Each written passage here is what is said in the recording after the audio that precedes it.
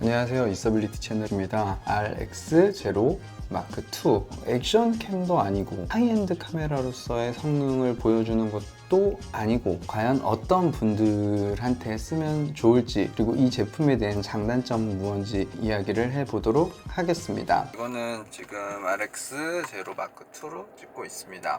제품의 외관은 유리가 아니고 플라스틱인데 강화 플라스틱에 지문 방지 코팅이 되어 있어서 지문이나 이런 게 묻지 않도록 이렇게 굉장히 잘 돼 있는 모습을 볼 수가 있고, 따로 하우징을 끼울 필요 없이 방수 방진이 된다라는 점. 이 측후면 재질도 다 전부 알루미늄으로 되어 있고 이 부분만 플라스틱으로 되어 있습니다. 터치스크린을 지원하지 않고 버튼으로 기능을 다 하는데, 조작성을 익히시면은 굉장히 쓰기 편리한 구조기도 해요. 기존에 소니 DSLR이나 미러리스를 쓰셨던 분들이라고 하면 이 인터페이스가 상당히 좀 익숙하시리라 생각이 듭니다.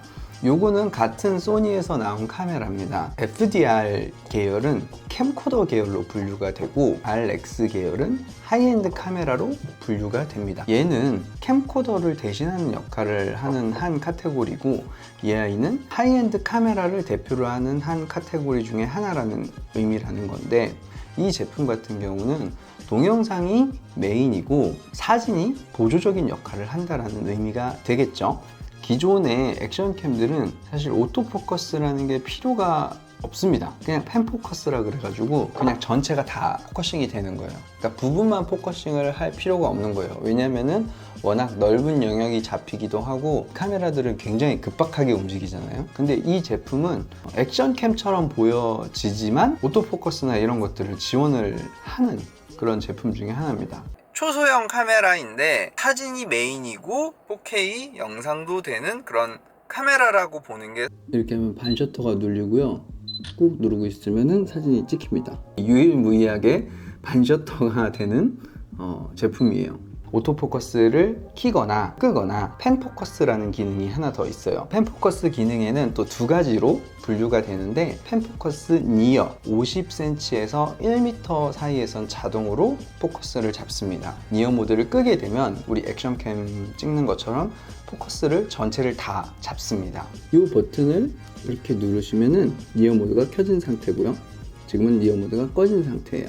이 니어 모드 같은 경우는 이 버튼 하나로 녹화 중에서도 껐다 켰다 할 수 있기 때문에 알아두시면 좋은 기능 중에 하나입니다. 지금 같은 경우는 저만 포커스를 잡는 게 아니라 이제 전부 다 포커스를 잡는 그런 모드고요. 니어 모드라는 것들을 켰습니다. 가까이 제 얼굴이 있는 거를 포커스를 잡는 것들을 확인해 보실 수가 있어요. 근데 저도 잘 모르겠는 게, 이게 액정이 좀 작은 편이어가지고 실제 결과물을 봐야지만 알 수 있을 것 같아요.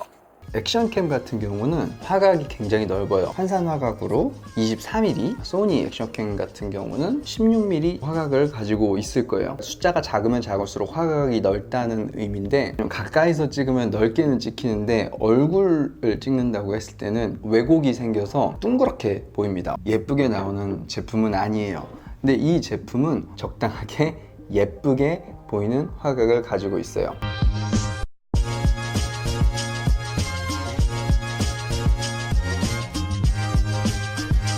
이 제품은 보스 BOSS 광학식 손떨림 방지 기능이 있어요. 액션캠은 움직임이 많은 촬영을 하다 보니 카메라가 흔들리거나 하는 경우가 굉장히 많은데, 기계적으로 이 카메라가 움직이는 것들을 잘 잡아주는 기능이 있는 반면에, 이 제품의 손떨림 방지 기능은 전자식으로 제어를 해서 손떨림 방지가 사실 굉장히 약한 편에 속합니다. 화면이 굉장히 많이 흔들리는 것들이 상대적으로 이 제품에 비해선 보여요. 이 제품이 브이로그용 카메라냐?